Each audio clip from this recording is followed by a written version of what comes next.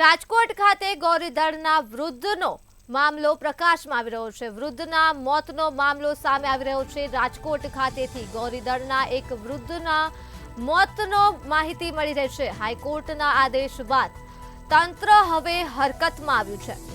તો અજાણ્યા વ્યક્તિ સામે હત્યાનો ગુનો દાખલ કરવામાં આવ્યો છે। અજાણ્યા વ્યક્તિ સામે ગુનો દાખલ કર્યો છે હત્યા માટેનો। ત્યારે કુવાડવા પોલીસ સ્ટેશનમાં સમગ્ર મામલે ફરિયાદ નોંધાઈ છે।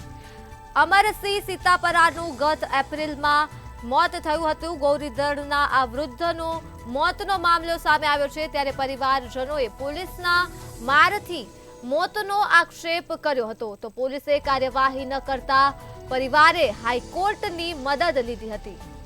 ત્યારે હવે પોલીસે અજાણ્યા શખ્સો સામે સમગ્ર મામલે ગુનો નોંધી લીધો છે। રાજકોટથી આ વિગતો મળી રહી છે।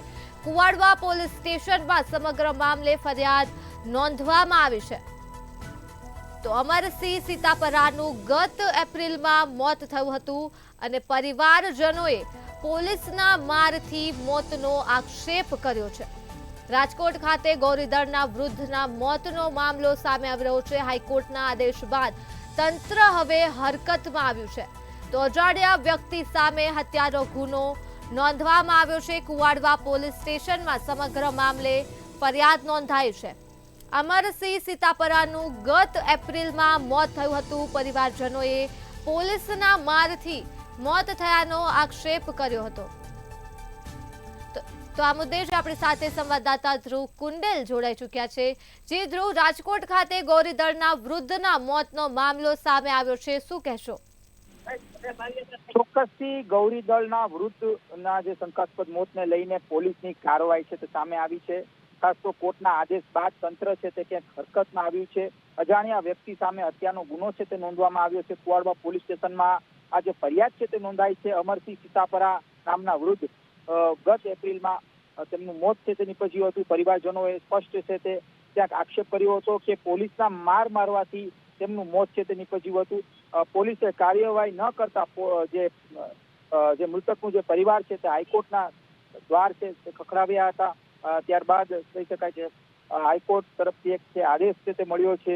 જો કે પોલીસ નામજોગ ફરિયાદના બદલે અજાણ્યા શખ્સ સામે ગુનો નોંધ્યો છે। એટલે કે ક્યાંક ને ક્યાંક કાર્યવાહી તો શરૂ થઈ છે, પણ આ કાર્યવાહી છે તે અજાણ્યા શખ્સ સામે ગુનો નોંધીને શરૂ કરવામાં આવી છે।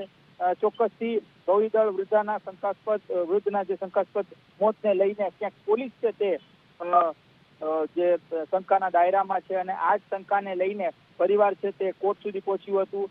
કોર્ટના આદેશ બાદ હવે પોલીસ તરફથી આ કાર્યવાહી શરૂ થઈ છે। હવે આ કાર્યવાહીનું જે કહી શકાય કે જે કરવામાં આવી છે, આ કાર્યવાહી હવે જે રીતના દાખલ કરવામાં આવી છે તે અજાણ્યા શખ્સ સામે કરવામાં આવી છે। એટલે કે આમાં કોઈ પણ પ્રકારનું નામ છે તેનો ઉલ્લેખ નથી કરવામાં આવ્યો, જેથી કરીને ફરીથી ક્યાંક પોલીસ શંકાના દાયરામાં આવી છે।